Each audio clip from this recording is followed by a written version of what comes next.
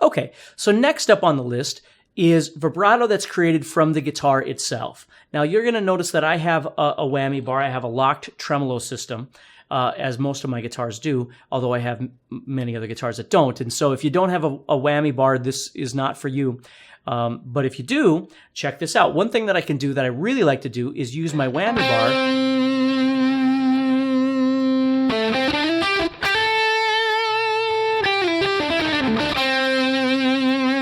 as my vibrato. And the reason is because, again, it's really comfortable to make it quite erratic because I can make it really low.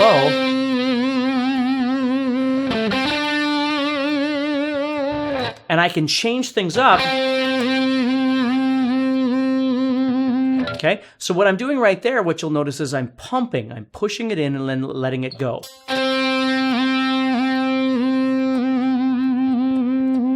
And I can choose different speeds, kind of irregular or erratic, that I can do this at.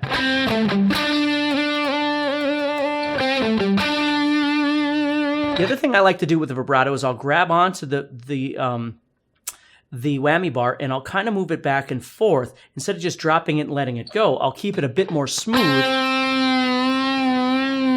like that. Only keep it a little more subtle, I should say. So there's a nice small little motion of vibrato.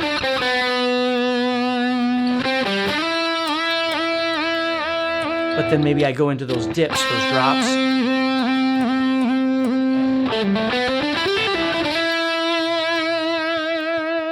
You see? So the nice thing about the whammy bar vibrato that you're using is that it doesn't matter what string you're on. If I'm on the first string, I don't have that issue of pulling versus pushing the vibrato.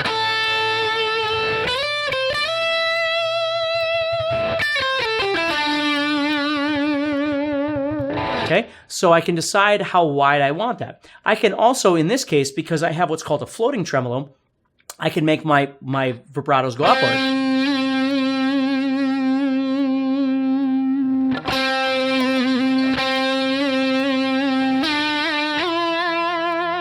You see? So again, not for everybody, but it's kind of a neat sound. Right? I don't have to put the whammy bar back here and push down. I can put it right here and pull up and get the same kind of effect. Okay? So another thing I can do is I can kind of make a circular vibrato by kind of rolling it back and forth. Now again, it doesn't need to be that wide. I can make it nice and small.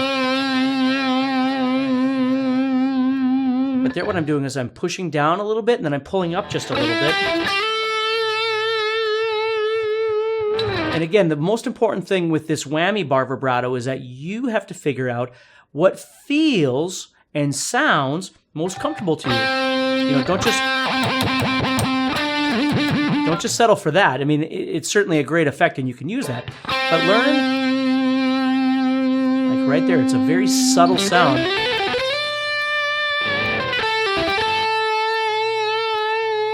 And I can change up the vibrato. That's what I really like about the whammy bar vibrato.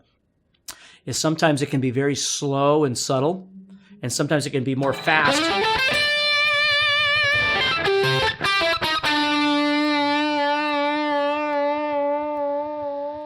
Again, you'll notice I'm using a little bit of dipping down and a little bit of pulling up.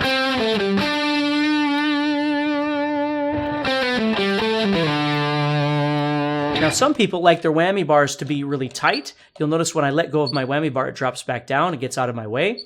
That's the way I've always had my whammy bar set up, but you can tighten them up so it stays right here. So as you're playing, you can always just grab it and use it if you want to.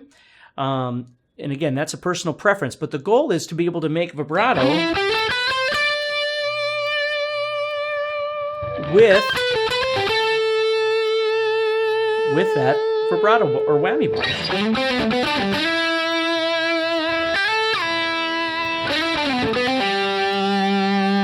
See? Really nice effect, really comfortable. And again, I don't use it as a substitution so much as it's another effect that I use in my arsenal of different kinds of vibratos that I use. So if you do have a whammy bar, go ahead and explore that a little bit. Now, this one that I'm going to explain to you, but I really won't be able to show you very well because I'm absolutely terrified of this vibrato.